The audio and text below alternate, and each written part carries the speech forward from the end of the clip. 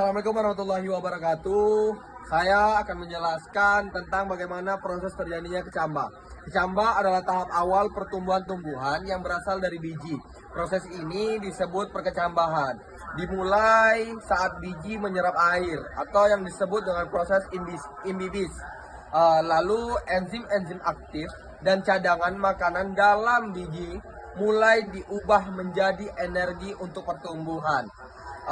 Tanda utama dari kecambah adalah keluarnya akar kecil, yaitu yang sering disebut radikula, yang menembus kulit biji, lalu disusul oleh batang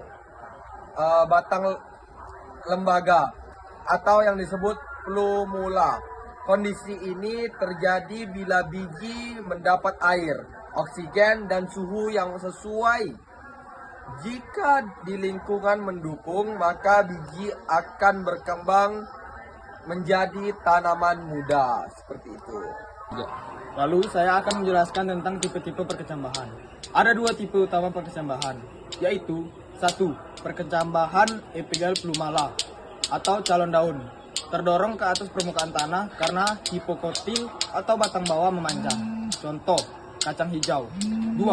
Perkecambahan hipogael plumala, tetap berada di bawah tanah karena bagian epikotil batang atas yang memanjang. Contoh, jagung.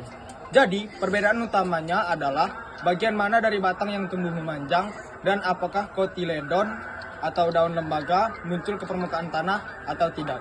Terima kasih. Yang ketiga saya akan menjelaskan tentang pertumbuhan primer dan pertumbuhan sekunder. Pertumbuhan primer sendiri ialah pertumbuhan memanjang dari ujung akar dan batang karena aktivitas jaringan merixem apikal. Ini menyebabkan tanaman bertambah tinggi dan panjang yang terjadi pada semua tumbuhan. Sedangkan itu pertumbuhan sekunder adalah pertumbuhan ke samping atau membesar. Karena aktivitas kambium ini terjadi pada tumbuhan dikotil, seperti pohon yang batangnya membesar seiring waktu. Contohnya, ketika pohon semakin tua, batangnya jadi lebih besar karena pertumbuhan sekunder.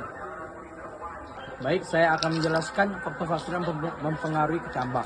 Yaitu ada dua jenis faktor, yaitu faktor internal dari dalam biji. Pertama, genetik.